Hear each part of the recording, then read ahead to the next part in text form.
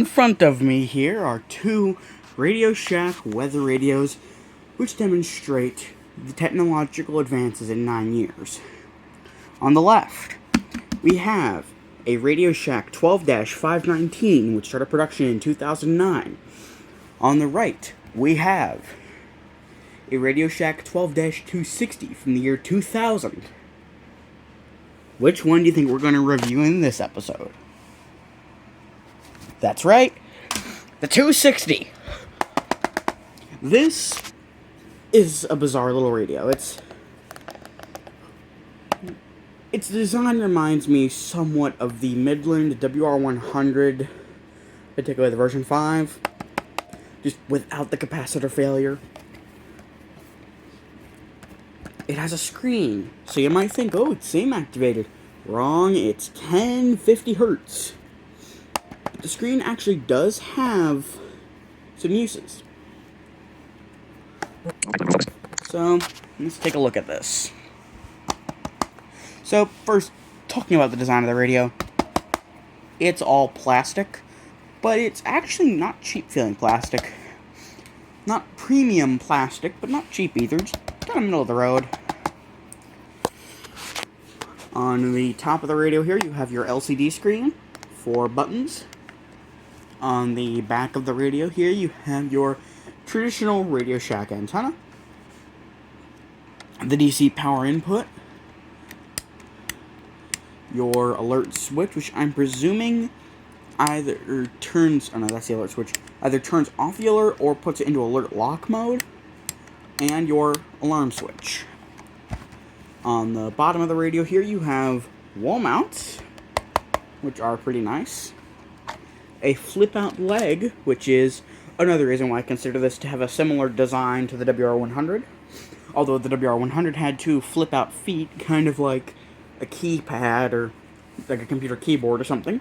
This just has a singular leg, though it is very wide.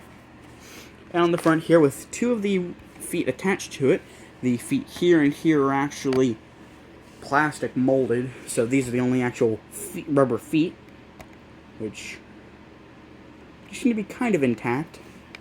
You have your battery compartment, which is a little hard to get off. You have to exert a decent amount of pressure on it. But anyways, as you can tell, the radio can run off of 4 AA batteries.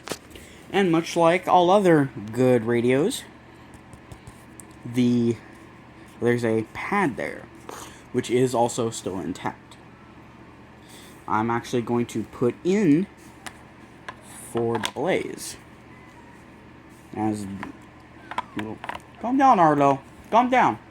I'll come out and see you in a little bit, once I finish these 2 review episodes. It's Arlo, our little Frenchie. He's whimpering outside my door, because he hates the cats. But anyway, I've installed the 4 batteries. And when you flip the radio over, you can see the screen low pressure system tracking west of the area is indeed backlit. Not the best backlight, but of weather. It's a backlight nonetheless. Iowa and Northern Mountains Friday. And why isn't it on? Their system. I need to plug it in.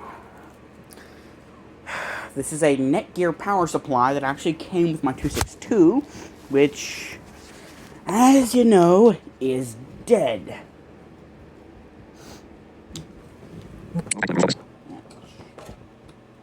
Well, I nearly just shocked myself. But yeah, this is a Netgear power supply that came with my 262. I can't find the supply that the 260 came with. But anyways, it runs basically all my radios that I've got right now. I do have 4 radios in the other room that I can't use yet, because my mother is still awaiting a statement from the teachers saying that I have indeed done my work. Around 40. Light and variable. Okay, I'm just not getting it to work. The screen is backlit though. Maybe it's just Under 40. fuck it. The radios I got in the other room are a 247A, a 261, a WR100, which eBay made me buy 2 of, because it added an extra one in my cart that I didn't notice. Thank you! But it didn't cost me much because it's WR100. And I got in today my HH50. Now I'm just waiting on my second WR100 and my 993. I was also going to order a 240 and a Recom R1630, but just didn't have enough cash. Anyway, so as you can see here, the radio is now plugged into DC power. Fuck off. Taking a look here at the antenna, this is just your basic RadioShack rod with, it's a 7-segment antenna. And this is mercifully a standard mount, unlike the 240, which actually is an inverted mount. So it mounts kind of like a WR100 antenna. And so now let's talk reception and speaker quality. This is WX84 in Charleston, West Virginia. It's around 10 miles an hour. Chance of rain. Do you know, though, that static is not supposed to be there? The transmitter, well, the phone lines are swaying in the wind, and they're getting buffeted by rain, so yeah. It's actually supposed to be there, and the transmitter has a very hideous high-pass filter on it, which makes the voice sound very trebly. Of 162.4 megahertz, originating from the National Weather Service Office in Charleston, West Virginia. These are the regional weather observations at 4 p.m. In Charleston, light rain and fog were reported.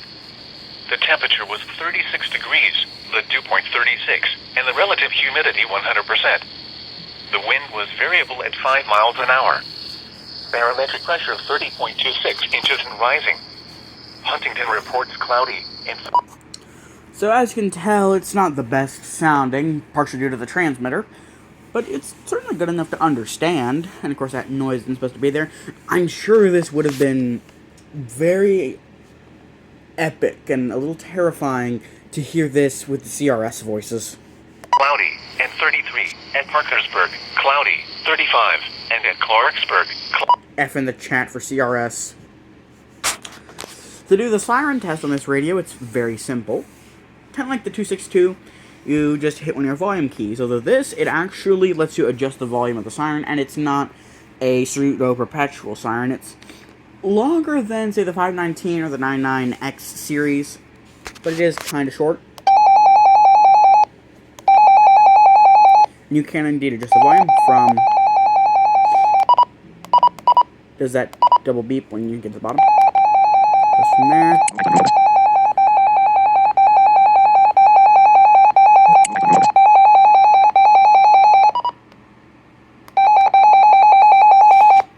To fairly loud, not quite WR120 or 12-240 loud. The rain showers after midnight.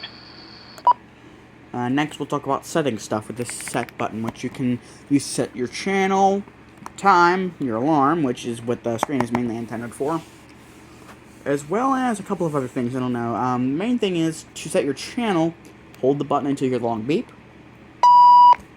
Press set again. Now you can use your volume button to scroll through channels.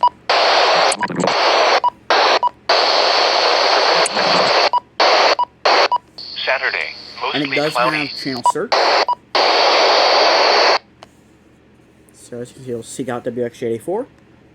Mostly cloudy with showers likely. Good. Lows around 40. And in terms of the reception, it's pretty good. This is WXM7. 6 degrees, the dew point 36, and the relative humidity 100%. The wind was variable at 5 miles.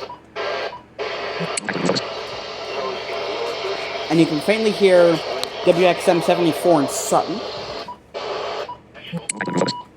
But anyway, once you found the channel you want, you just click set.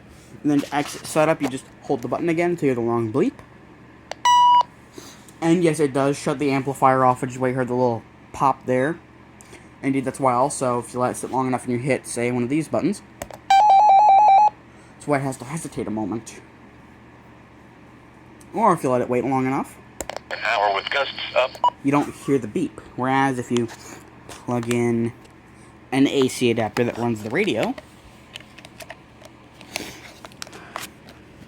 Winds 10 to 15 miles an hour with gusts up to 30 miles an hour. Chance of rain near 100%. it's pretty good. And in terms of the reception, this is the radio I used to pull in WXM 75 in Gilbert, which is at the southern end of the state, from my home here in Charleston. Well, it's right outside Charleston. Coal Fork is a little more accurate. Kanawha County, though, which is definitely not served by WXM 75.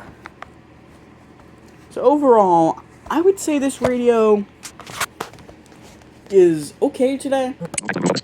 The main issue is, one other feature, this thing, it will bleep at you. It has a signal loss reminder. It doesn't do the railroad lights, it doesn't do the creepy talking like the brick here, but we'll get to that in like 2 minutes.